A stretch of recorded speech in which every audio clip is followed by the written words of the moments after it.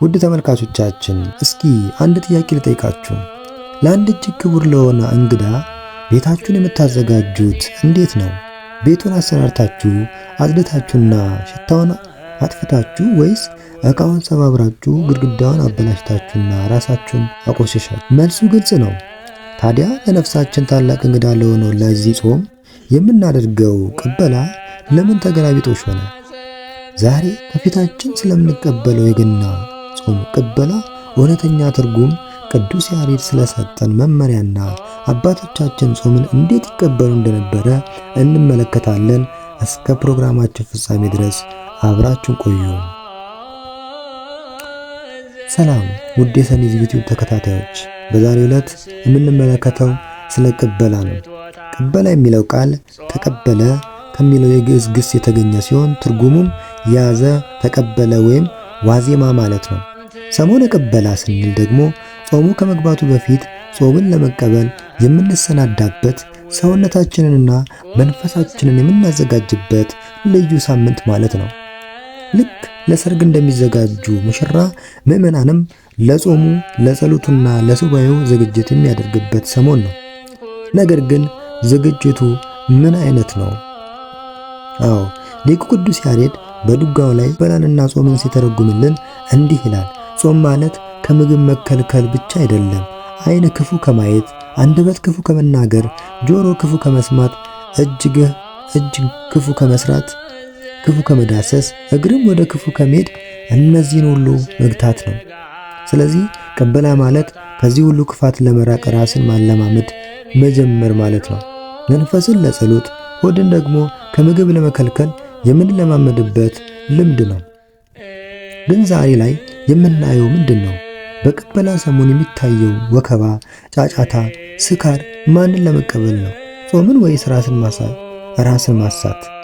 ሐዋርያው ቅዱስ ጴጥሮስ ባለጋራችሁ ዲያብሎስ የሚወጣውን ፈልጎ እንደሚያገሳ አንበሳ ይዞራልና በመጠን ኑሩ ሲል በአንደኛ ጴጥሮስ ምዕራፍ 5 ቁጥር 8 ላይ ይናገራል። ጾም ማለት እንደ አይሁድ ሰንበት አቀባበል ወይም ቤተክርስቲያንን እንደምታስተምረን እንደ እንግዳ መቀበል ነው። አንድ ሰው እንግዳ ሲመጣበት ቤቱን እንደሚያሰናዳ ሁሉ እኛም ለታላቁ ጾም ልባችንን በንስሐ ማጽዳት አለብን እንጂ ዓመቱን ሙሉ ያልበላነውን የሥጋ አይነት በመብላትና በመጠጣት ተጨንቆ ወደ ጾም መግባት ጾምን መናቅ ነው እንጂ መቀበል አይደለም። አዎ ታዲያ ጾምን እንዴት እንቀበል? አባቶቻችን ያስቀመጡልን መንገድስ ምንድን ነው ስንል አንደኛ የህሊና ዝግጅት ነው። ወደ ንስሐ አባት በመሄድ የበደልኩትን ማሩኝ፣ የተጣሉትን ደግሞ ይቅርታ በማለት ልብን ማጽዳት ነው። ሁለተኛው መንፈሳዊ ዝግጅት ነው። ለጾም የሚያስፈልጉ መጻሕፍትን፣ ጧፍና ዕጣንን ማዘጋጀት፣ የት ልጾም የት ልጸልይ ብሎ ቦታን መምረጥ ያስፈልጋል። ሶስተኛው ዓላማችንን ማጽናት ነው። ጌታችን በገዳመ ቆሮንቶስ ዲያብሎስ ድል እንደነሳለን እኛም በዚህ ጾም ጠላትን ድል ለማድረግ ቅድመ እቅድ ማውጣት አለብን። ውድ ወዳጆቼ ቅበላ ማለት የሥጋ ግብዣ ሳይሆን የነፍስ ዝግጅት ነው። ጾሙን ከመጠን ያለፈ ምግብና መጠጥ በመውሰድ ሳይሆን በምስጋና በንስሐ እንቀበል። የዘንድሮ ጾም የበረከት የሰላምና የንስሐ ያድርግልን። መልካም የቅበላ ሳምንት።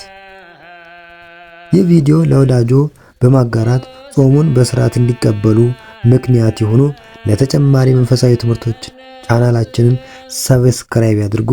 ወስብሐት ለእግዚአብሔር። ይቆየን።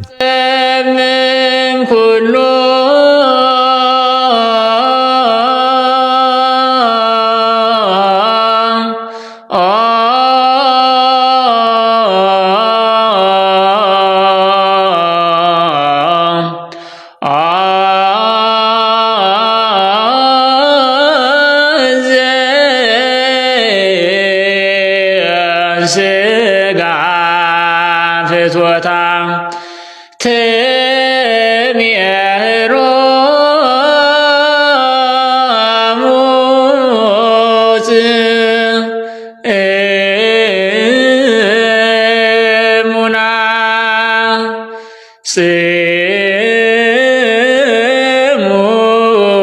ጽሙና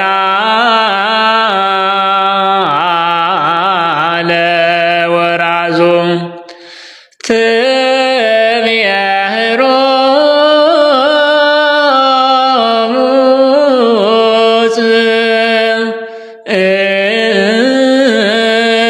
ጽሙና